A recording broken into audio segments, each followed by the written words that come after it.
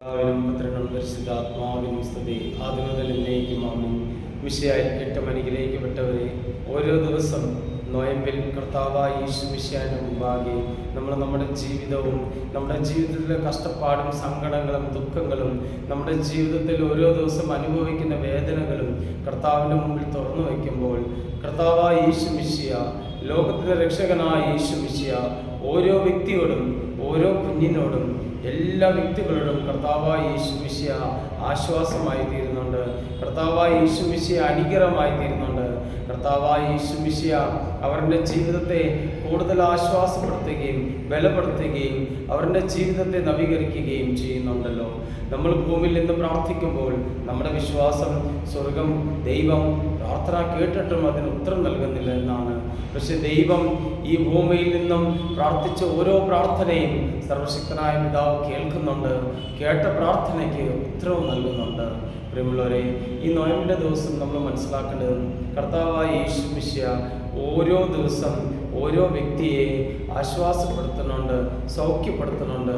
കർത്താവായ യേശു മിശിഹ ഓരോ വ്യക്തിയെ ധൈര്യപ്പെടുത്തുന്നുണ്ട്.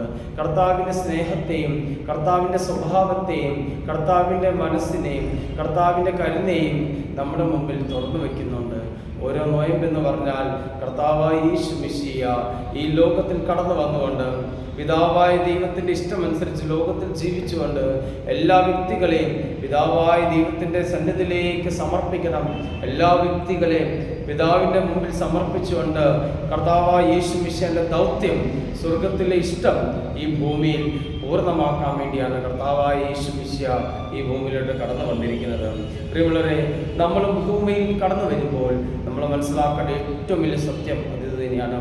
പിതാവിൻ്റെ ഇഷ്ടം, പുത്രൻ പഠിപ്പിച്ച കാര്യം, പരിശുദ്ധാത്മാവ് നൽകുന്ന പ്രേരണ, ഇത് നമ്മുടെ മനസ്സിൽ നിരന്തരമായി നമ്മൾ എഴുതി വയ്ക്കണം. ഞാൻ ഈ ഭൂമിയിൽ വന്നത് പിതാവിൻ്റെ ഇഷ്ടം പൂർത്തിയാക്കാൻ വേണ്ടിയാണ്. പിതാവിൻ്റെ ഇഷ്ടം പൂർത്തിയാക്കണമെങ്കിൽ പിതാവ് പഠിപ്പിച്ച കാര്യങ്ങൾ എൻ്റെ മനസ്സിലുണ്ടാവണം.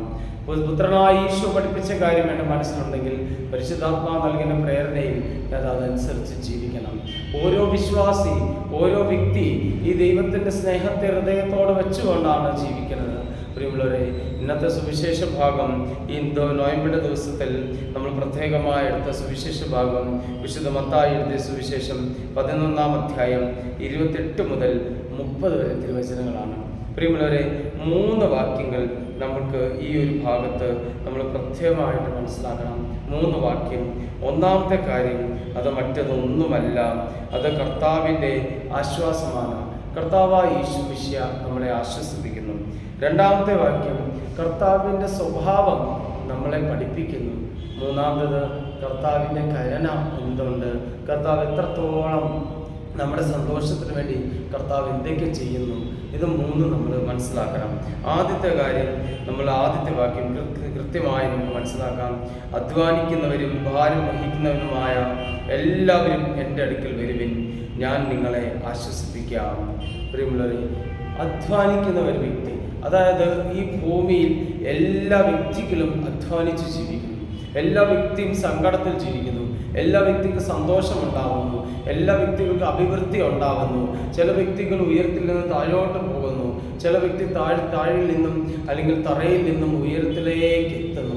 അപ്പോൾ ഒരു മനുഷ്യൻ്റെ ജീവിതം എന്ന് പറഞ്ഞാൽ ചിലപ്പോൾ സങ്കടം, ദുഃഖം, സമാധാനമില്ലാത്ത അവസ്ഥ എന്നൊരു നിലയിലാണ് നമ്മൾ ഈ ഭൂമിയിൽ ജീവിക്കുന്നത്. പക്ഷെ കർത്താവായ യേശു മിശിഹ കൃത്യമായിട്ട് നമ്മളെ ഓർമ്മപ്പെടുത്തുന്ന ഒരു കാര്യം, അധ്വാനിക്കുന്നവരും ഭാരം വഹിക്കുന്നവരും.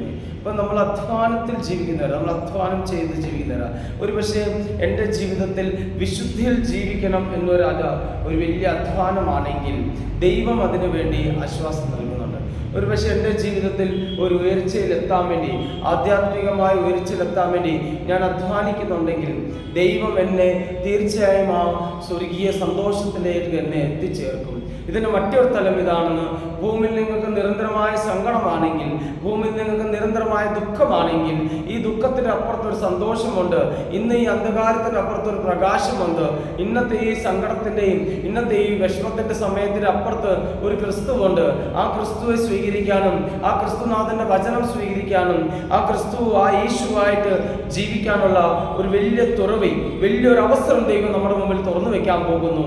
അപ്പോൾ ഇന്നത്തെ കഷ്ടപ്പാടും ഇന്നത്തെ ഭാരങ്ങളും ഇന്നത്തെ ദുഃഖങ്ങളും ഇന്നത്തെ അധ്വാനങ്ങളെല്ലാം കർത്താവായ യേശു മിശിഹ നമ്മളിൽ നിന്നും എടുത്തു മാറ്റിക്കൊണ്ട് യഥാർത്ഥ സ്നേഹത്തിലും യഥാർത്ഥ പിതാവിന്റെ വചനത്തിലും യഥാർത്ഥ പിതാവിന്റെ ഇഷ്ടത്തിനു വേണ്ടി നമ്മളെ പൂർണ്ണമാക്കി പിതാവായ ദൈവത്തിന്റെ കൽപ്പന പ്രകാരം പുത്രനായ ഈശോ ലോകത്തിൽ കടന്നു വന്നു. ഓരോ സുവിശേഷത്തിൽ ഓരോ മനുഷ്യ മക്കൾക്ക്, ഓരോ സഭാവിശ്വാസികൾക്ക് ദൈവത്തിന്റെ വചനമാണ് നൽകപ്പെടുന്നത്. ഓരോ വചനം സ്വീകരിക്കുമ്പോൾ അവന്റെ ജീവിതം ധന്യമാകുന്ന തുല്യം അവന്റെ ജീവിതത്തിൽ അനുഗ്രഹം കടന്നു വരികയും അവൻ യഥാർത്ഥ ക്രിസ്തുവേയും സത്യസ്നേഹത്തെയും അവൻ തിരിച്ചറിയുന്നു. അപ്പോൾ ആ സത്യസ്നേഹത്തെ തിരിച്ചറിയാൻ വേണ്ടിയാണ് നമ്മുടെ ജീവിതത്തിൽ നിന്നും കർത്താവായ യേശു മിശിഹ ഈ ഭാരത്തെയും എല്ലാം എടുത്തു കളയുന്നത്. നമ്മൾ 29-ാമത്തെ വാക്യം കേൾക്കാം.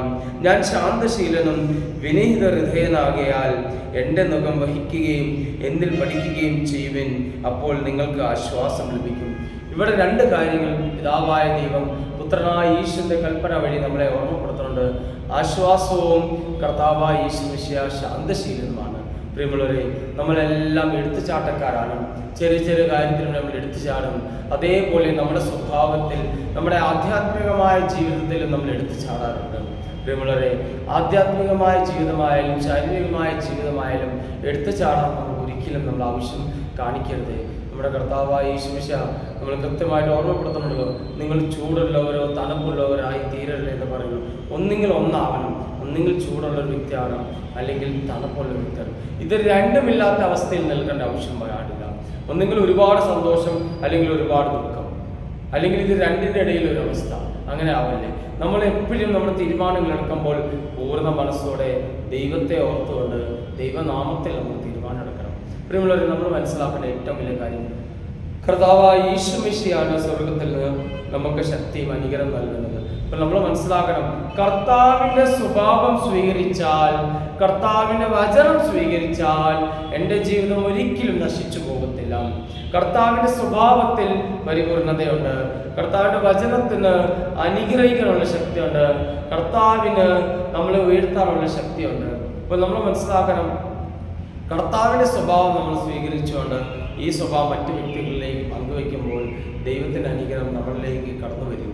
പ്രിയമുള്ളവരെ, അടുത്ത ഭാഗം നമ്മൾ പ്രത്യേകം നമ്മൾ കേൾക്കുന്നത് ഇതാണെന്ന്, എന്നാൽ എൻ്റെ നുകം വഹിക്കാനുള്ളതും ചുമട് ഭാരം കുറഞ്ഞതുമാണ്. അപ്പോൾ കർത്താവിന് ഒരു നുകം ഭയങ്കര പ്രയാസമാണ്, ഇല്ലാത്തതൊന്നാണ്, ഭാരമില്ലാത്തൊരു ചുമടാണ്. അപ്പോൾ നമ്മൾ കർത്താവായ യേശു മിശിഹായുടെ ജീവിതത്തിൽ നമ്മുടെ ജീവിതം ചേർത്ത് വെക്കുമ്പോൾ വളരെ സന്തോഷവും സമാധാനം നമ്മുടെ ഉള്ളിൽ കടന്നു വരും. അപ്പോൾ ഈ സന്തോഷം സമാധാനം നമ്മുടെ ഉള്ളിൽ കടന്നു വരുമ്പോൾ ദൈവത്തിൻ്റെ വചനമാണ് നമ്മളെ ശക്തിപ്പെടുത്തുന്നത്, ദൈവത്തിൻ്റെ അനുഗ്രഹമാണ് നമ്മളെ ശക്തിപ്പെടുത്തുന്നത്. അപ്പോൾ ദൈവത്തോട് ചേർന്നിരിക്കുന്ന ഒരു വ്യക്തിക്ക് ഒരിക്കലും തകർച്ചയോ ദുഃഖമോ ഭാരമോ സങ്കടമോ കടന്നു വരത്തില്ല.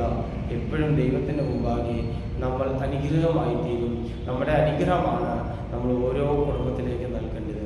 ദൈവത്തിൻ്റെ അനുഗ്രഹം ഞാൻ സ്വീകരിക്കുമ്പോൾ, ഈ അനുഗ്രഹം മറ്റു വ്യക്തികളിലേക്ക് പകർന്നു കൊടുക്കുമ്പോൾ, ആ അനുഗ്രഹവും ആ കുടുംബവും ദൈവത്തെ സ്തുതിച്ചുകൊണ്ട്, ദൈവത്തോട് പ്രാർത്ഥിച്ചുകൊണ്ട്, ദൈവത്തിൽ വിശ്വാസം അർപ്പിച്ചുകൊണ്ട് അവരെ പൂർണ്ണമായി ഈശോയിലേക്ക് നമുക്കും സമർപ്പിച്ച് പ്രാർത്ഥിക്കാം.